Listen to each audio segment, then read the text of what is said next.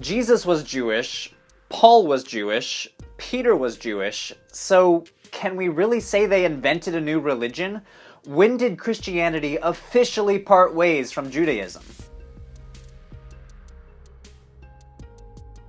Welcome to the second episode of Varieties of Early Christianity. You can check out the last video right here. In that episode, I show that this evolution tree of Christianity just doesn't accurately reflect reality. Christianity was diverse from the very start, and what we know as Christianity today grew out of a supernova of competing theologies and communities. Well, today we're going to push that evolution tree back one step further, back to a time when Christianity and Judaism were not distinct. Today we're covering one of the more controversial topics in early Christianity. When did Christianity and Judaism officially part ways? Now, it might go without saying that Christianity started as a Jewish sect. That is to say, almost every Jesus follower from the first century was Jewish. And with the possible exception of Luke Acts, all of the New Testament books are Jewish texts. So at least in the first century, we can't say that Jesus followers constituted a whole new religion. Guys like Paul were cultural critics and reformers looking to make radical changes to Judaism, namely inviting in non-Jews into the Abrahamic covenant promise. They weren't really looking to start a whole new religion. But by the 2nd century, Roman authors started talking about a weird new group called Christians, and some authors start using the Greek word Christianismos,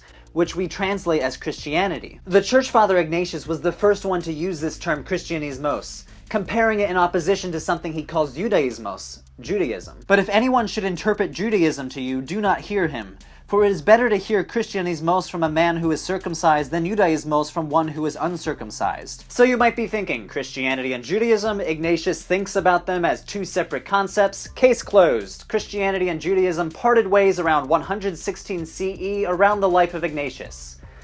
But not so fast. When Ignatius uses the term Christianismos and Judaismos, is he really talking about a system of beliefs and practices? Talking about two separate religions? Well, no, he's not. He's defining orthodoxy and heresy, like what we talk about in the last video. The scholar Daniel Boyarin has a lot to say on this issue, and if you want to answer this question in depth, please read his book Borderlines, The Partition of Judeo-Christianity. Dr. Boyarin reminds us that this term, Christianismos, was invented before our modern concept of religion.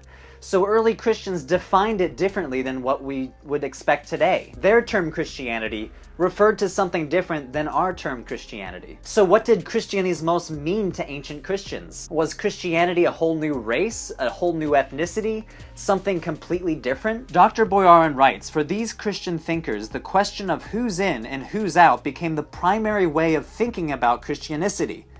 The vehicle to answer that question was, again for these Christians, orthodoxy and heresy. So when Ignatius uses this term, he is trying to show that identity within Christianity is not based on language or history or geographic location, which so many ancient religions were based on, but whether you believed or practiced the right stuff. But as we talked about in the last video, we need to be very careful to distinguish between what an author is writing about and what was actually happening on the ground in society. This clean break between these two communities was not playing out in society. A lot of our assumptions about Christianity and Judaism parting ways is based on our privileging of belief over practice. From our modern perspective, this makes a lot of sense. A lot of people would define Christianity as believing in Jesus as the Messiah. But in antiquity, religious identity came just as much from religious practice as it did belief. So for example, let's take a hypothetical ancient man from Antioch. This guy was born in a Jewish family, lives in a Jewish neighborhood, attends a local synagogue, celebrates Jewish holidays, and married a Jewish woman. Oh, and by the way, he also believes Jesus is the Messiah. So what is he, a Christian or a Jew? Well, for all intents and purposes, he's Jewish. We are importing our own modern bias, our own modern criteria of what constitutes religious identity onto this guy if we assume that his belief in Jesus outweighs his religious practice. The thing is, this guy is not so hypothetical. Our ancient sources talk about Christians attending synagogues, keeping the Sabbath or feast days with Jewish friends, betrothing their kids to Jewish families, and marrying Jews themselves. Religious practice, the way these people actually lived, blurs our easy categories between Judaism and Christianity. It blurs Ignatius's categories too. This is why Daniel Boyarin says belief in Jesus is not a good enough criterion to say that Christianity and Judaism parted ways in the 1st or early 2nd centuries CE. Because in so many other ways than discipleship to Jesus, early Jesus followers shared a lot in common with ancient Judaism. In fact, some early Christian groups had more in common with Jewish groups than they did fellow Christian groups. So for example, the Ebionites were a Jesus-following sect that saw Jesus as the Messiah, but they rejected that he was a god,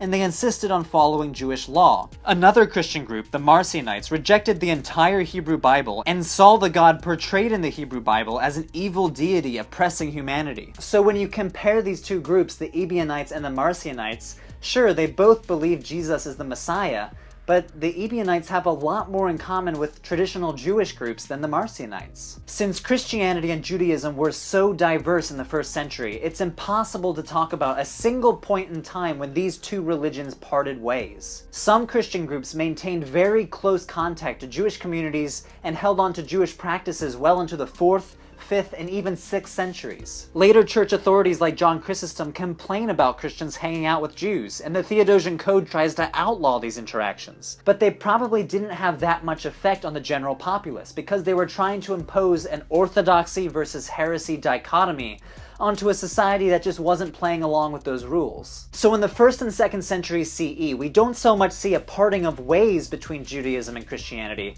but we see what Daniel Boyarin calls a partitioning within Judaism, when certain Jesus-following groups started to distinguish themselves apart from mainstream Judaism. Authors like Ignatius enforced this partitioning, saying that Judaism and Christianity are completely different things, and some Christian groups like the Marcionites did go off on their own. But on the ground, Christian and Jewish communities had a lot in common. In some cases, the overlap makes them almost indistinguishable. The idea of a parting was a textual theme articulated and developed by an intellectual minority, beginning in the early 2nd century.